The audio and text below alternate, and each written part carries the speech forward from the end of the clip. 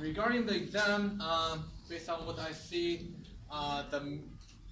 the median is better than the first one. So I think the median is 84.5%, which is better than the first exam. So if you have, so when you go back, please take a look at all your answers. If you believe you got a wrong answer because of the rounding, please email me. I maybe give you some partial credits, but if your rounding was wrong, I cannot give you the full credit, but I can give you the credit. Okay? So just email me. So today we are going to let's try to finish chapter 10. So if not, we are gonna finish that on Wednesday. But before we go to chapter 10, I want to discuss one question in your chapter 9A assignment. So that assignment will be due tonight. So if you have not completed that assignment, please do that today. So that's the question number 9. I'm not sure if I have discussed this assignment in class or not, but let's take a look at this one. So the whole chapter in that chapter is about sampling distribution. We know the population information, we know the population mean, we know the population proportion. Then we study the distribution of your sample statistic. So that's one question from that chapter. Let's see. If you read the question, we got a few numbers, and there are a few important numbers. The cholesterol levels in healthy adults from that area, the mean, we got the mean, and the mean, let me write it down here. The mean is 207. And we also have standard deviation. Let's use sigma to denote the standard deviation, which is 30. So those two numbers are population parameters. Then we need to look at the sample. So they have the sample of 43 healthy adults. So let me put the sample here. So and the sample size is 43, and they have some questions. What's the probability that the mean cholesterol level of the sample will be no more than 207? So we are looking at sample mean. So this is the population. This is a sample. We know our sample mean follows a normal distribution with the mean with a standard deviation. What is the mean of our sample distribution? Yes, 207. What about standard deviation?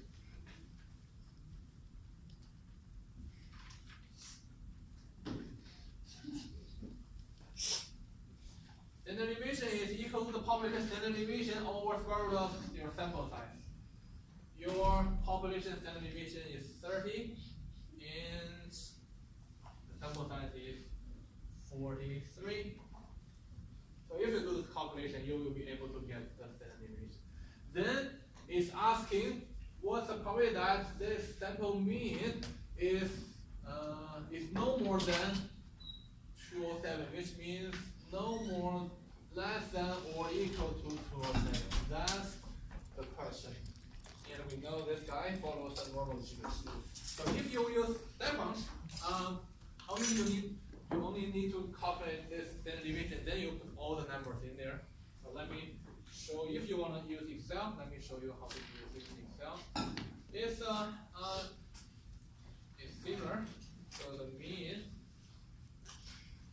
we already did the calculation. The mean is didn't do calculation, so we don't need to calculate. But standard deviation is equal to, let me do the calculation here. The standard deviation, which is 30, over square root of your sample size, which is 43. So we got the mean and standard deviation. So the probability that the sample mean is less than or equal to 207 is, let's use the normal normal function here. So let's put in rule 7 as x. We have the mean, we have the standard deviation, we need the cumulative distribution function. 5.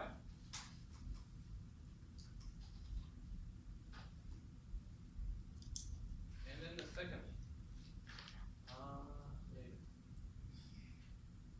The second one is the y bar is greater than a value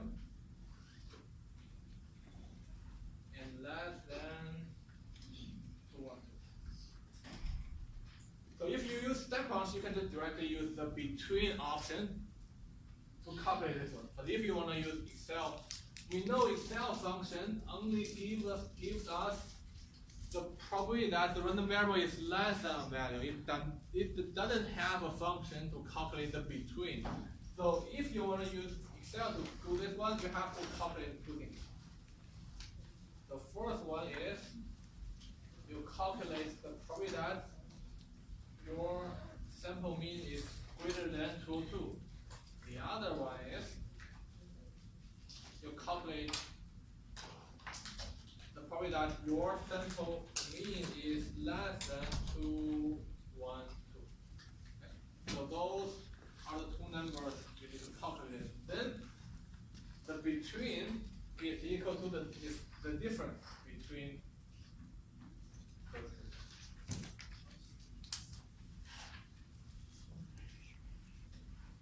This one minus, so we'll calculate. So we can here, sorry, it should be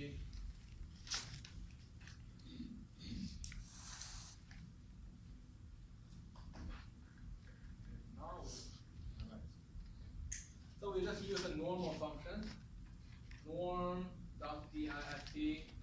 So the x value that we are interested in is 202. Mean, we have the mean, and we have the standard deviation and true.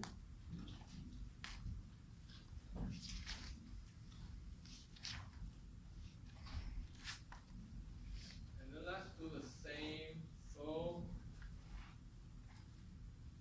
true.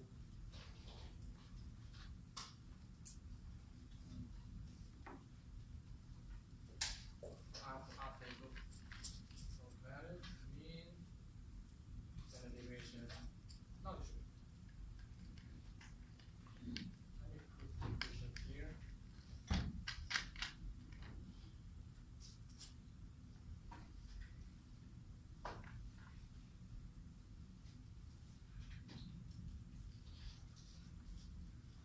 So this is how we do this question in Excel. Again, if you want to use stack function, it would be a little bit easier.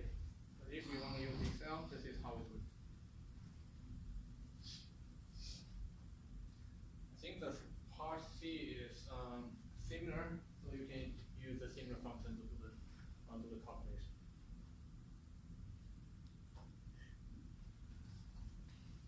So if you have any more questions regarding Chapter 9A assignment, please email me. So I should be able to respond to it.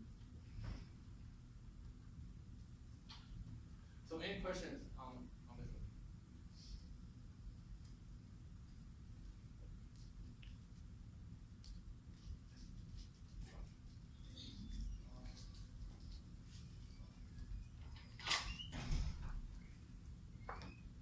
So last class we were talking about hypothesis testing. We were talking about how to do a hypothesis testing for the population proportion. Can you read up this one? So there are a few steps for doing the hypothesis testing. The first step is to set up your hypothesis. We know confidence interval and hypothesis testing are both about studying the population parameter. So in the hypothesis testing, we have two hypotheses we need to set up. The first one is your null hypothesis. So in the null hypothesis, your statement is like this. The population parameter, or population proportion, in this case, is equal to a value. So let's say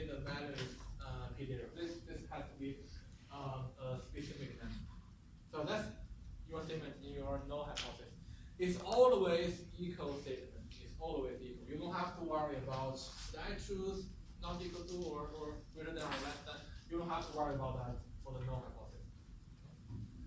Then for the alternative hypothesis, we got three options. But still, it's talking about the population parameter. So in this case, if we talk about the population proportion, we got three options. Population proportion is not equal to this value, or is greater than this value, or is less than that value. So they have to be competing statements. So you are going to select one of them depending on the conclusion or your case study. So if you want to know if there's any difference, you are going to select not equal to. Or if you want to see after implementing a strategy or doing a project, you want to see if the customer satisfaction rate has improved, probably you are going to use this greater than statement. So after you, or if you lower your speed limit, then if you want to see if the accident rate or the risk is going down compared with no change, you will select the less than. Okay. But for the alternative hypothesis, you have to select one. So that's the first step. Then we need to collect sample. We want to collect sample to see if we can reject this null hypothesis or we fail to reject the null hypothesis. So when we talk about the population proportion, what we did is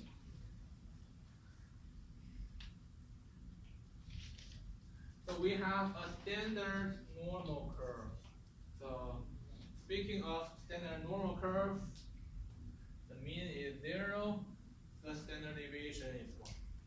So after we collect sample, let's say here is our sample proportion.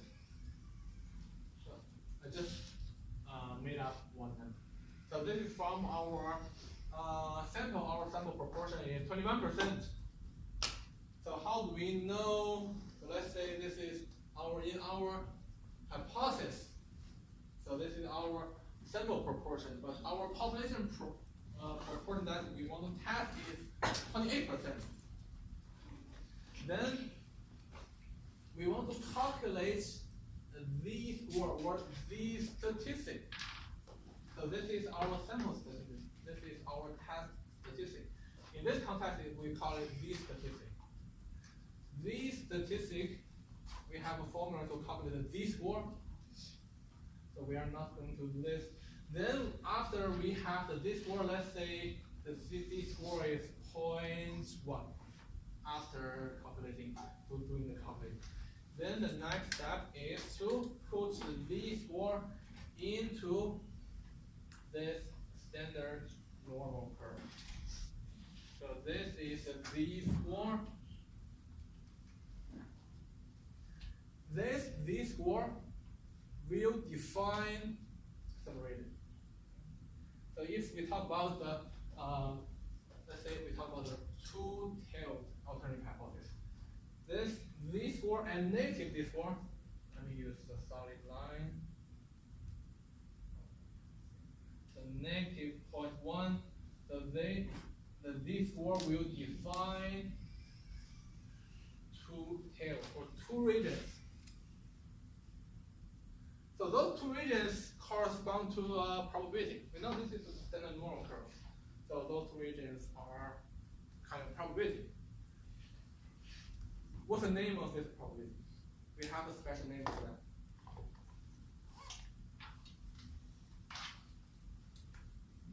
Do you have a name for that?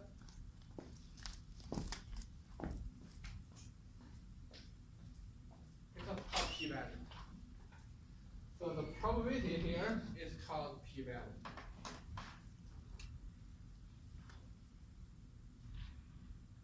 So after we have the p-value, now we can do some comparison. So we compare our p-value with alpha level. So if we go back by one slide, we want to compare our p-value with our alpha level. So when we make a conclusion, it's purely based on the p-value. So the p-value, if the p-value is small, we reject the null hypothesis. If the p-value is large, we fail to reject the null hypothesis. But what kind of p-value is large? Is a large p-value? What kind of p-value is a small p-value? We have to have a threshold. This alpha level, what the level of significance is our threshold. So we can compare the p-value with our alpha level. The alpha level should be given to us, or you are going to determine on your alpha level. You are going to determine your threshold. And on this slide, so the last two lines are the most important information. So let's remember how we make conclusions when we do the hypothesis testing. So if your p-value is less than the alpha level, we reject the null hypothesis. We say this is wrong. This is wrong because we see a really rare event. We see a really rare sample. So your hypothesis or your assumption is wrong. And the alternative, the competing statement would be correct if the p-value is less than alpha level. If the p-value is not less than alpha level, we fail to reject the null hypothesis. So let's remember, we say we fail to reject the null hypothesis. We never say we accept the null hypothesis. That means we do not have enough evidence to say this is wrong. Still, we don't know if that's correct, it is correct or not. But at least we do not have enough evidence to say that is wrong. Which means we do not have evidence to say this is correct. So we don't have any conclusions if the p-value is a large p-value, or it is greater than or equal to alpha level. So we can call this kind of method p-value method. Let's call it p-value method because we calculate the p-value or the probability, and then we compare the p-value with our threshold. So we utilize the p-value to make our conclusion. So let's call it p-value method. Then the next one is called critical value method. This one is it's optional. So we are not required to know to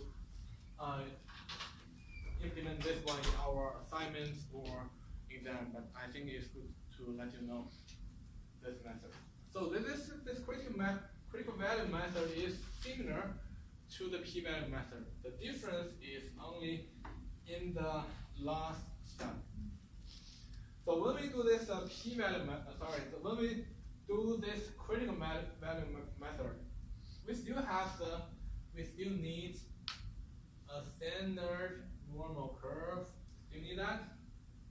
So the mean is still 0. And if you look at this table, we got a table. And in this table, we have different alpha levels. And the second and third columns are the corresponding critical values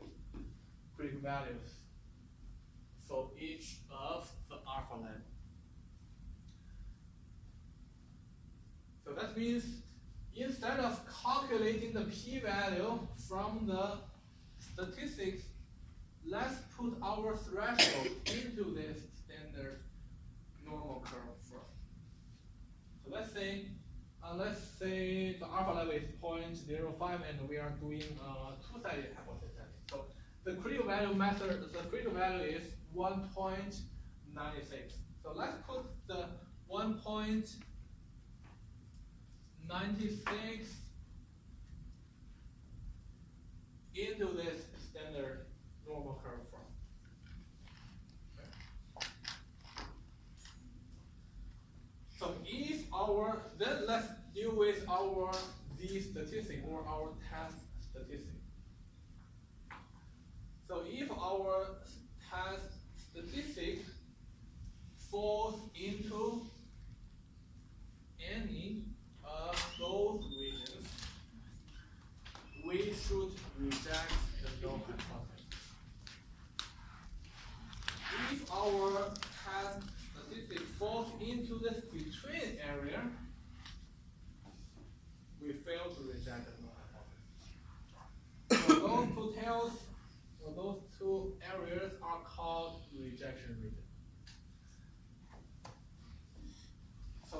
in the critical value method, we do not compare the p-value with alpha level.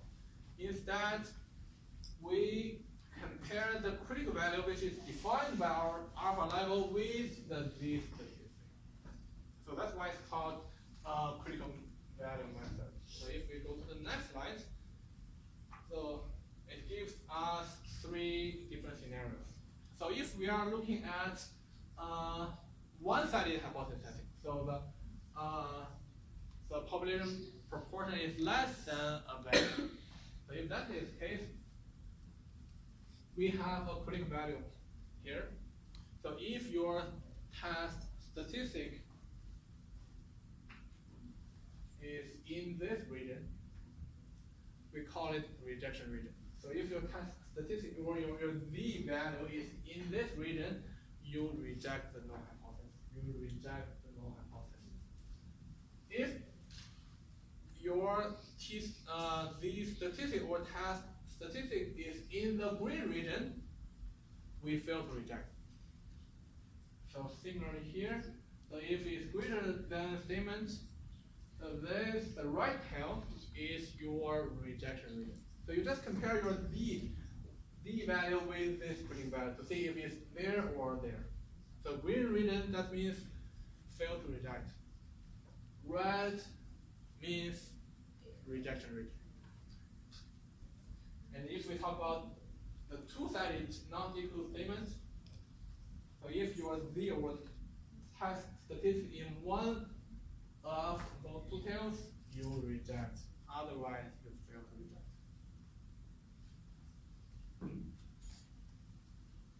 So that's a critical value method. So we are not comparing the p-value. We just compare our z statistic with test statistic with the critical value. But that critical value is based on your alpha level.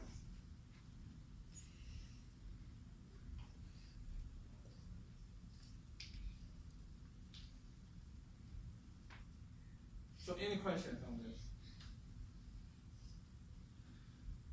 Unfortunately, the StatQuant does not support this method. But, so when you work on your assignments or tests, you can. So the function is just for p-value method.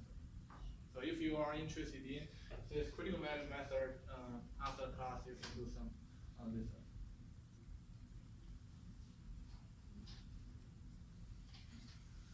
Okay, now we are done with the hypothesis testing for the population proportion. So the last topic in this chapter is about the hypothesis testing for the population mean. So we were talking about the proportion. Now we are going to talk about how to do the hypothesis testing for the mean. The logic is the same, but some details are different. So if we look at this example, so a store owner surveyed 25 randomly selected customers and found the age. So the mean, so after they have the ages from those 25 customers, the sample mean is 25.08 and standard deviation we have 9.29. And then the owner wants to know if the mean age of his whole customer population is 21 years old or not. So if we read this question, we know it's talking about mean. So the population parameter they want to test is the mean. It says the mean age, so it's mean. So it's not proportional anymore. So after today's class, when you work on assignments, or if you want to work on real application of hypothesis testing, you have to know, is this question talking about mean or proportion? So that's the very first question you have to ask. So the keyword for the mean is mean or average. If you see those keywords, it's talking about. If you see ratio or like percentage or proportion, then you know it's talking about proportion. Okay. So right now let's work on the mean. So the procedure of doing this hypothesis testing for the mean is similar to the hypothesis is similar to the procedure of the proportion. So in this case, let's set up our hypothesis. So let's assume that, so in the null hypothesis, let's assume that the mean age of the whole customer population is 21. Let's assume that, because the owner wants to have the value of 21. So in the null hypothesis, we say it is equal to 21. Then we have to have the alternative hypothesis, which is a competing statement with the first or with the null hypothesis. So in the alternative hypothesis, we say it's not equal to 21. So when we do the sampling, when we do the calculation, let's assume the null hypothesis is true. It is equal to 21. Let's assume that. Then this would be our population with a mean of 21 years old. Then we got our sample. So this is a real sample we have.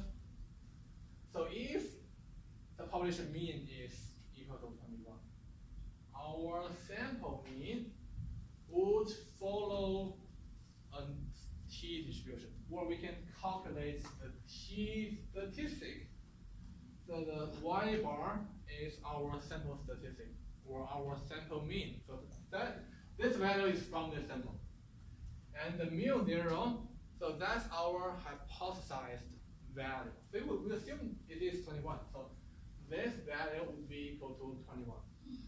And then small s, what is small s? Sample standard deviation. So sample standard deviation is from the sample. We should be able to have this one, and over square root of our sample size. So we have all the numbers here. Then we have this t statistic. We have this t statistic. Similar to this procedure, after we have this t statistic, let's put our t statistic into a t distribution. So if our t statistic in the middle area is not too far away from the mean, that means probably this parameter is correct. Probably. In other words, at least we don't have enough evidence to say this is wrong. We kind of expect, so if this is true, we kind of expect that we have a sample that is not too far away from the mean. But if our t statistic is very far away from the mean, is in this corner or in the other corner, that means we see a really rare sample, given this is true. That means this population parameter in the null hypothesis is wrong. We reject the null hypothesis. So the whole procedure is very similar to the population proportion. So the only difference is the test statistic now is a t, not c. So we were using, I think, I removed that. So it was z if we talk about proportion. If we talk about mean, the test statistic is the t. Okay, so that's one major difference. Then we put into the t distribution and see if the p-value is small or large. So that's the same story. So any questions on this whole process?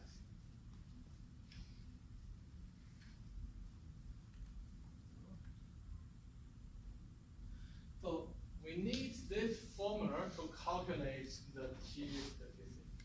So we had this one on the previous slide. The sample mean minus the hypothesized value, which is the population parameter that we assumed or we put in the null hypothesis, over the sample standard deviation over square root of your sample size. So that's how we calculate the t statistic, or we call it, in general term, we call it test statistic. Then after we have the t statistic, we can calculate the p-value. But in our real application, we don't have to do this manually. So I will show you one example. on how to calculate the p-value in StatCom. So let's see one example. Let's see one example.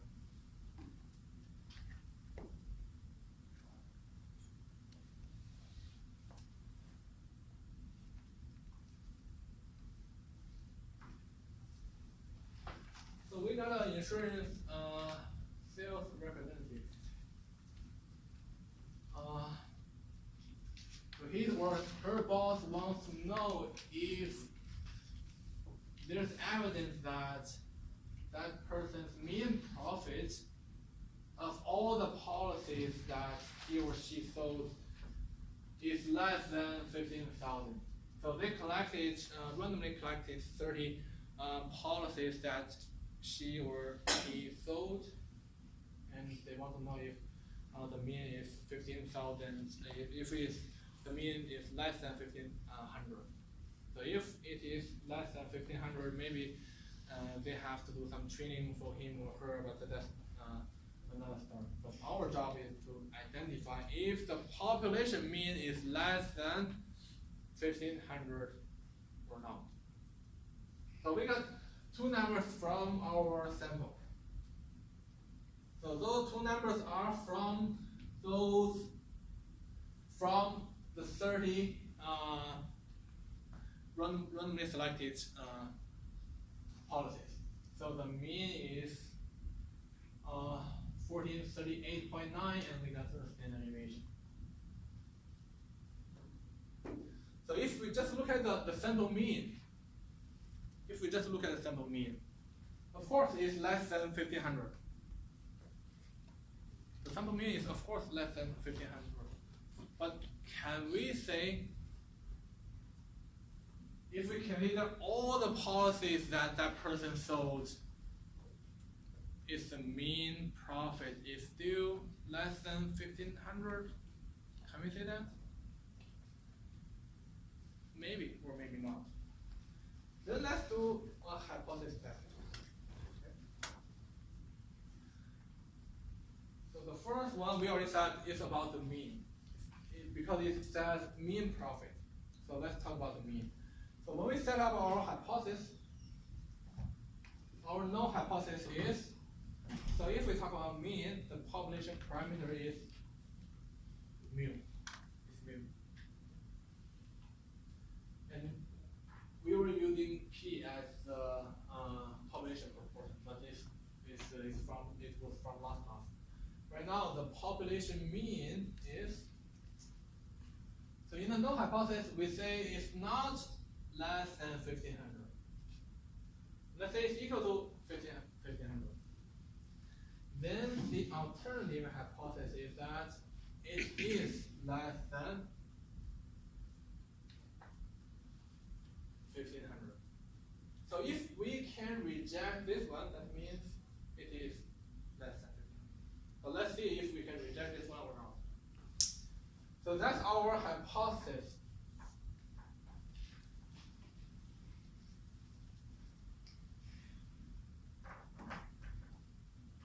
So let's see how we can do this in the circle.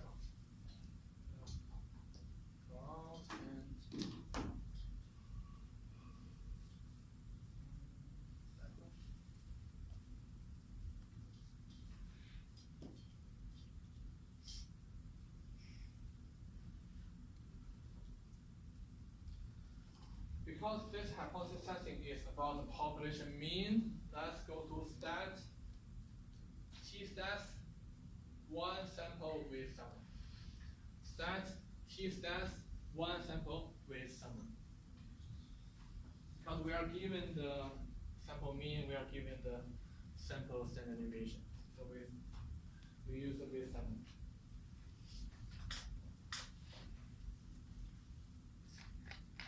So sample mean, so sample mean is 1438.9. Standard deviation is 1329.6. Sample size is 30.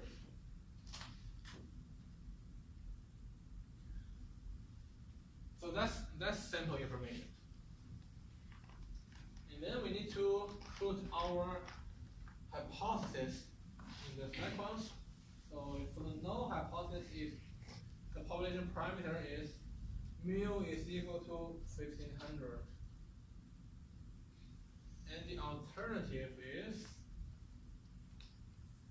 less than. So let's be careful about this selection. So if you selected a wrong statement, the sequence should give you a different p-value. So let's make sure we select the correct statement. So it's less than statement. I think that's it. So let's click build. Now we got the p-value. We have the p-value. So the p-value is let's say just 0.4. But we're not done yet. We have the p-value, but in order to make our conclusion, we still need alpha level. So let's say the alpha level is 0.05. The p-value is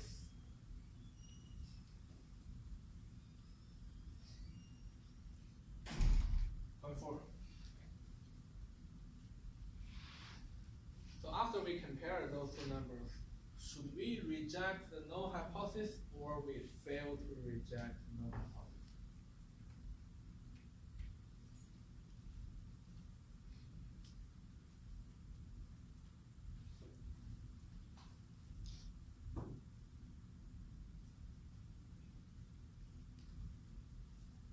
In this case, p-value is greater than alpha level.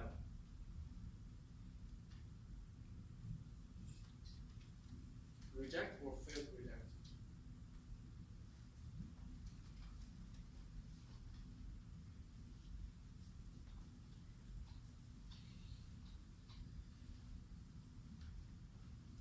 So if the p-value is greater than or equal to alpha, we fail to reject the null hypothesis. In this case, p-value is greater than alpha level. So we fail to reject the null hypothesis. So we fail to reject the null hypothesis. We cannot say this is wrong.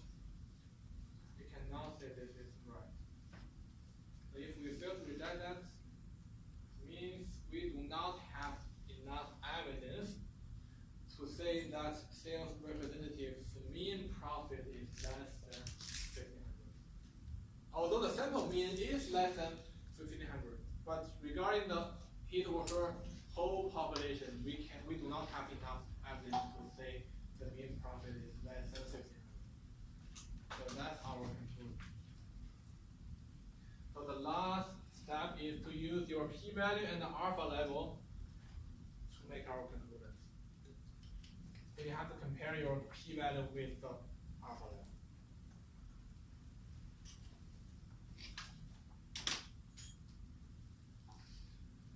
So any questions on this example?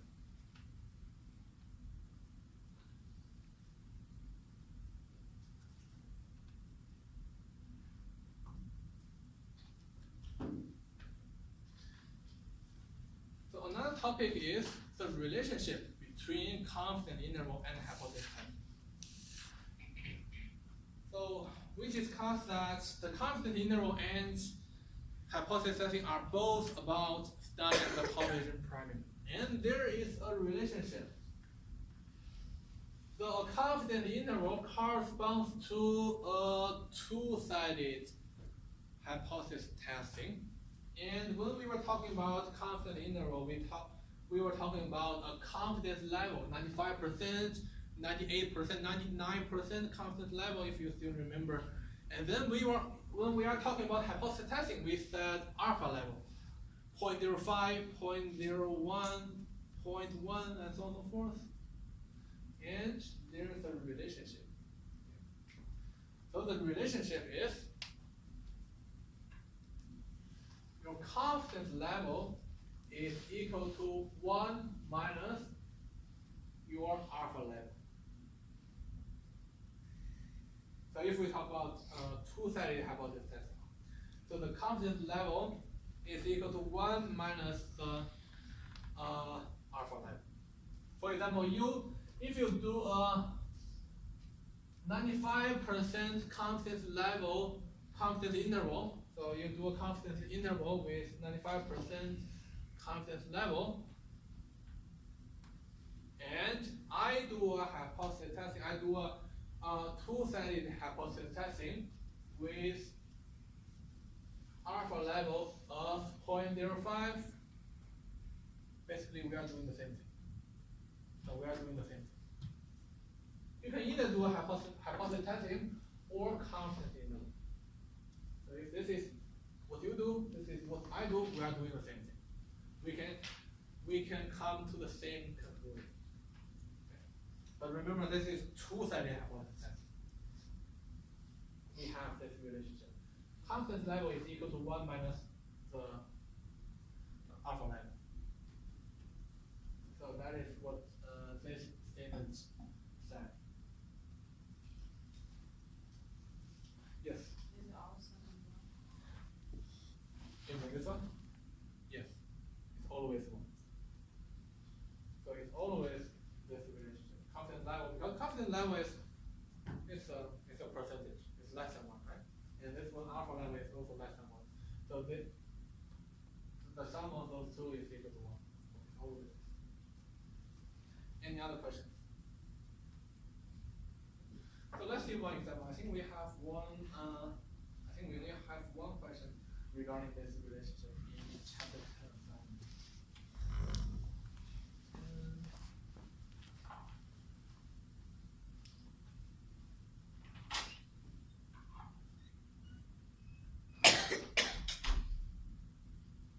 So chapter 10 assignment will be due, I think, in 2 weeks.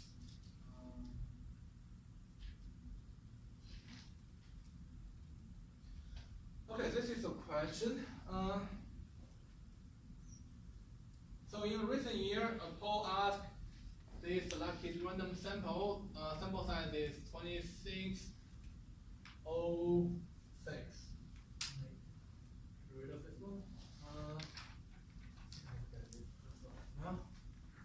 So that's their sample. They asked about their opinions about the economic conditions.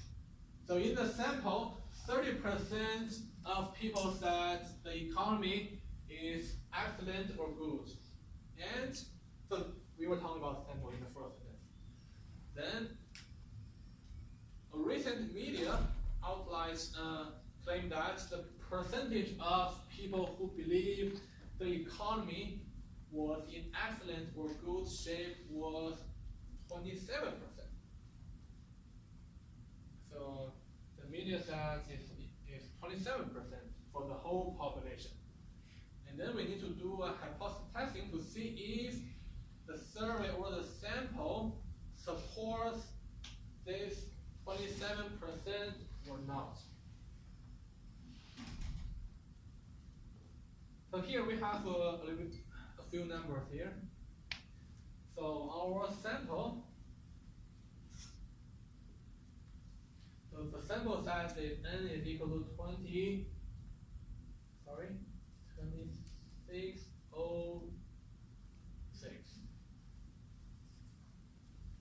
And we want to study if this sample supports the population parameter or not. So we need to set up our hypothesis.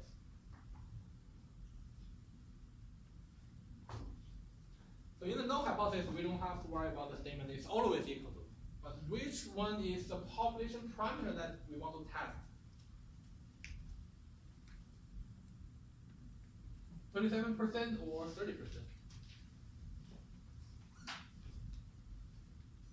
So remember, in your statement, in your hypothesis, you always put population parameter there. You never put sample information there. It's always population parameter. So should we use 0.27 or 0.30?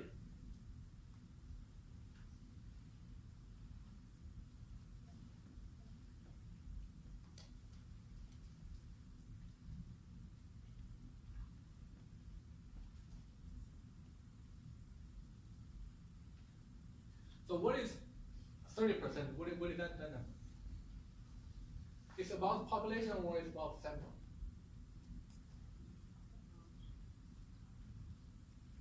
It says recent plus this many of adults, and in the poll that means I change it.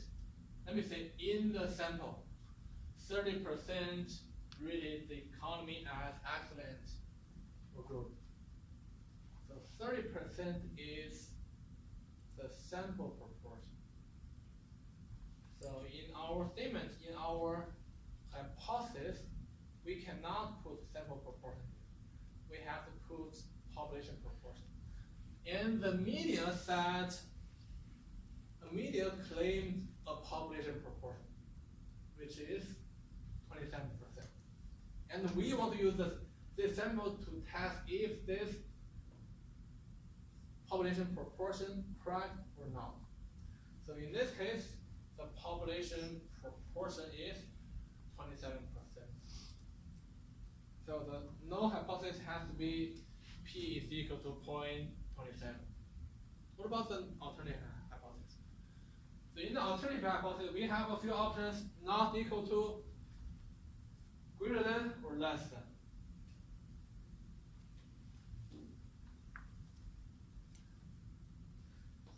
It has to be A or B or A.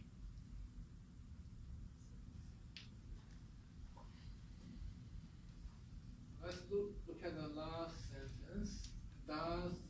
So they want to know if the sample supports this claim or not. In other words, they want to know if the population proportion is 27% or not.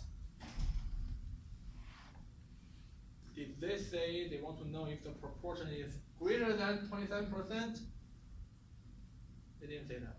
Did they say they want to know if the if the population proportion is less than 27%? They just want to know if it is 70% or not.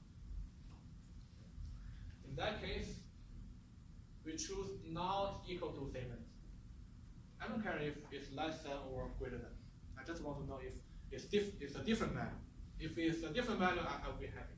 So that's why we use not equal. But if they say they want to know if the ratio or the percentage is less than what is claimed in there, we should use less than. Otherwise, if we just want to know if it is different or not, we use not equal. So that's our hypothesis. Nice one. And let's check the conditions. So there are more than 10 successes and 10 failures. So what we want to calculate is basically is n times p and n times 1 minus p. We have to make sure both of them is greater than 10. So our sample size is 2600. I think it's a really large number. I think those two conditions are satisfied. We don't have to calculate it because the sample size is really large, so they should be fine. Data are independent because that's a random sample. I think we should be fine with this independent assumption. Third one, less than 10% of population was sampled. Do we have the population size? We have the sample size. This is our sample size. Do we know the population size? Less than 10% of the population was sampled. So 10%, so if we satisfy that condition, we have to make sure the population size should be greater than this one, right? It should be greater than this one. So if you look at the question, do we have any information about the population?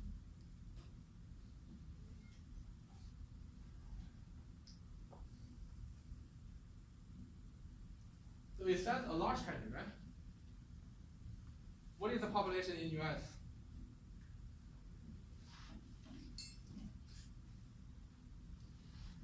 To be honest, I don't have an answer. So if you can have an answer, it should be fine. But at least, if we talk about a large country, it should be at least. So if a country has 26,000 people, it's not a large country. It's a really tiny, small country, or it's less than Valdosta, right? So what's the population of Valdosta?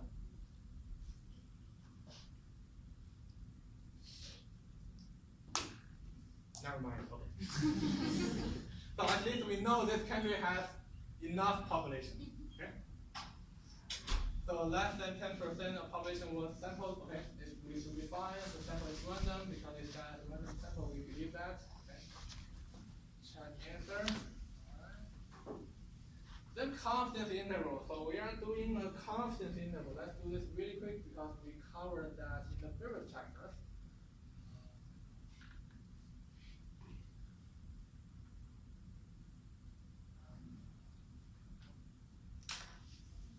So that, which one should I use? T-set? Proportion set. So you're talking about proportion. Let's use proportion set.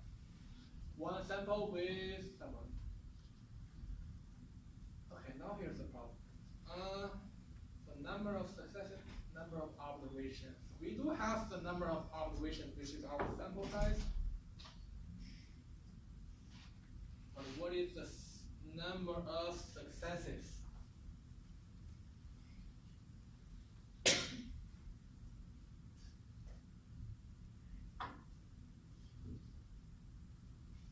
We are not given the number of successes. Instead, we are given a number, we are given a sample proportion.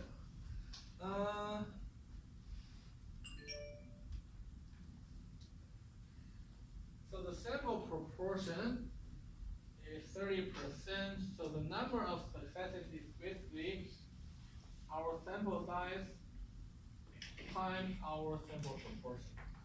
30%, right? Yes, 30%. So if we do the calculation, I think 681.8. So if you calculate,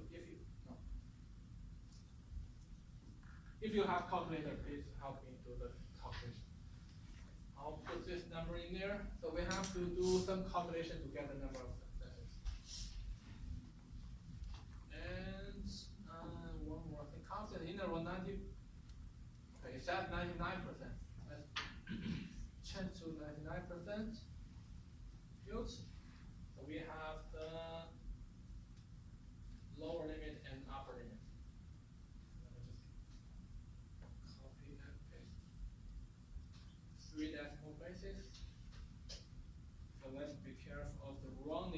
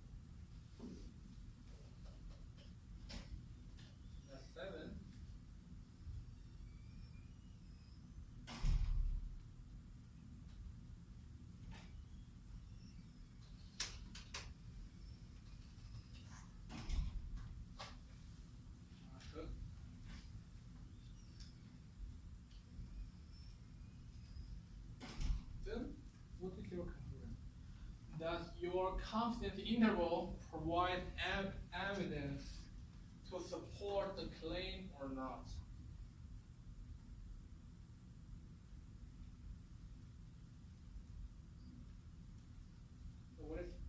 So here's our confidence interval. The lower limit is 0.277 and the upper limit is 0.323. And the claimed population proportion is 0.27. So if we have the null hypothesis, let's say the media set, the proportion is 0.27. Does our confidence interval support this one? The lower limit is 0.277, which is even greater than this one. So the claimed population proportion is outside of the confidence interval. So it's outside of confidence interval. So it should be no because the assumed or the claimed population parameter is not in the interval. So there is evidence that the proportion is not equal to 0.27. And we should reject this null hypothesis. We should reject the null hypothesis because the parameter is outside of the confidence interval. Then the relationship between the significance level and the confidence level. So alpha level is, what is alpha level?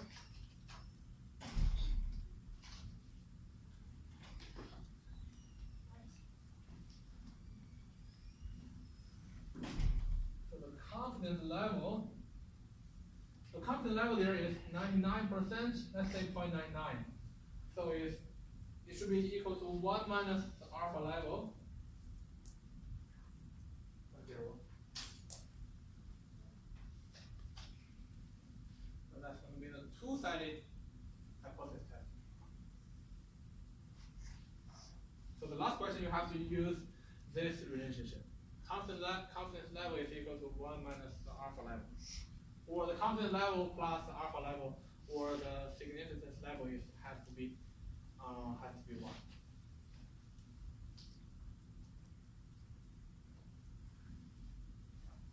So any questions on this?